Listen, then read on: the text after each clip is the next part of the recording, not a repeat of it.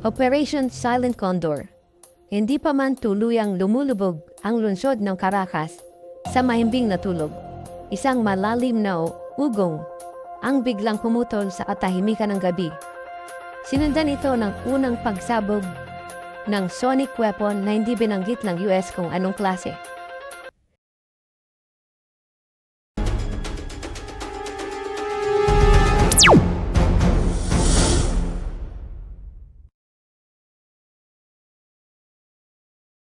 Hindi sapat para gibain ang mga gusali, ngunit sapat para gisingin ang takot sa dibdib ng bawat nakarinig sa loob ng presidential compound. Ilang segundo lang ang lumipas, sumunod pa ang mga pagsabog. Sunod-sunod na eksakto at tila may sinusunod na ritmo. Kumislap ang mga ilaw sa paligid ng presidential compound. May mga poste ang biglang namatay at mga dating maayos na gabi ay napalitan ng sigawan at kaguluhan at kalituhan. Hindi ito simula ng digmaan. Ito raw ayon sa simula ay pagkalito. Ang unang yugto, ito ay ang takot. Sa loob ng compound, ang mga gwardiya ay nagsimulang magtakbuhan.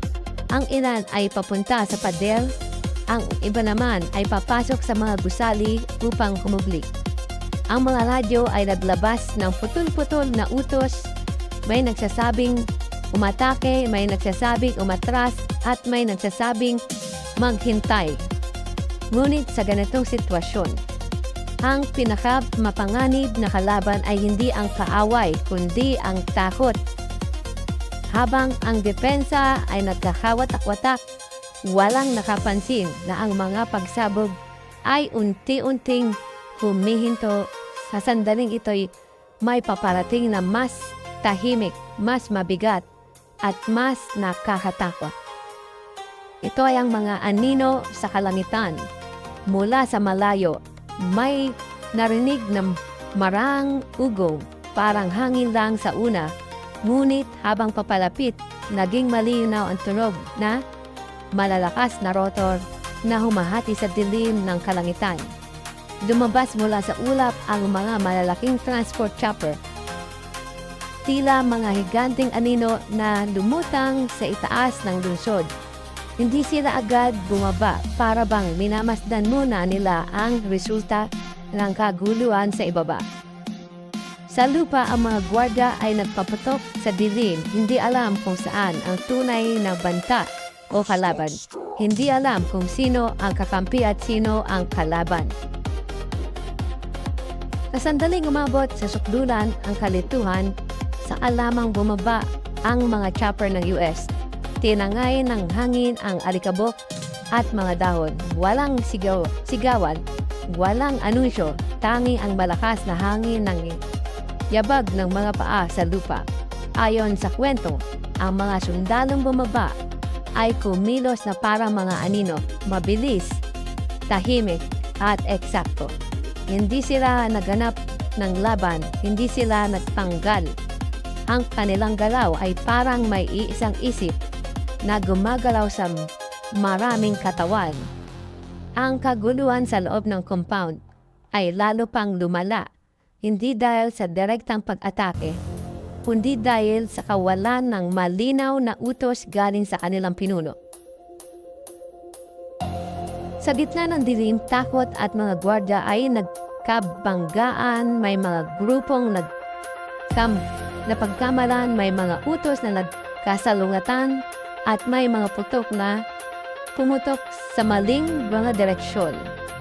Mahigit 100 buwan o mahigit 100 buhay ang nawala sa panig ng Venezuela. Isang trahedyang hindi sanhi ng direktang engkwentro, kundi ng panig, kalituhan at pagkawala ng kontrol. Samantala sa panig naman ng operatiba ng US, wala ni isang nasugatan o nalagas. Hindi dahil sila'y may marahas, kundi dahil ang kanilang layunin ay malinaw. Tapusin ang operasyon bago pa ito maging digmaan. Ang paglapit sa puso ng kapangyarihan habang nagkakagulo ang labas, May isang maliit na grupo, ang tahimik na pumasok sa pinakaprotektadong bahagi ng compound. Walang pagsabog, walang putukan, tanging mahinang yabag at mabibigat na hininga. Sa loob ng gusali, parang uminto ang oras. Ang katahimikan ay mas nakakatakot kaysa sa mga pagsabog nung una sa labas. Ayon sa nasa natagpuang presidente na si Maduro sa isang secure na silid. Gising, tahimik at tila alam na niya ang nangyayari.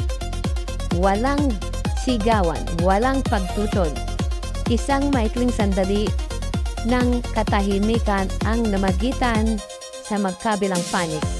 At doon nagtapos ang Operasyon Silent Condor. Nakuha nila si Maduro nang walang ni isang nalagas sa kanilang panig, sa panig ng US. Bago pa man sumikat ang araw, umangat muli ang mga chopper, naglaho ang mga operatiba sa dilim, at naiwan ng isang compound na wasak. Hindi ng isang bomba kundi ng takot at kalituan. Walang opisyal na pahayag, walang malinaw na paliwanag.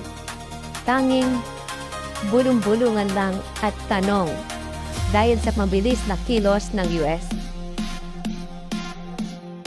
Sa mga modernong panahon, ang kapangyarihan ay hindi laging ipinapakita sa lakas ng putukan. Minsan ito'y ipinapakita sa katahimikan ng isang gabi. Isang gabing gumising sa takot at nagtapos sa ganap ng pananahimik at naisakatuparan ang kanilang misyon. Hanggang sa muli, ito po ang Friendly Talk TV. Maraming salamat po.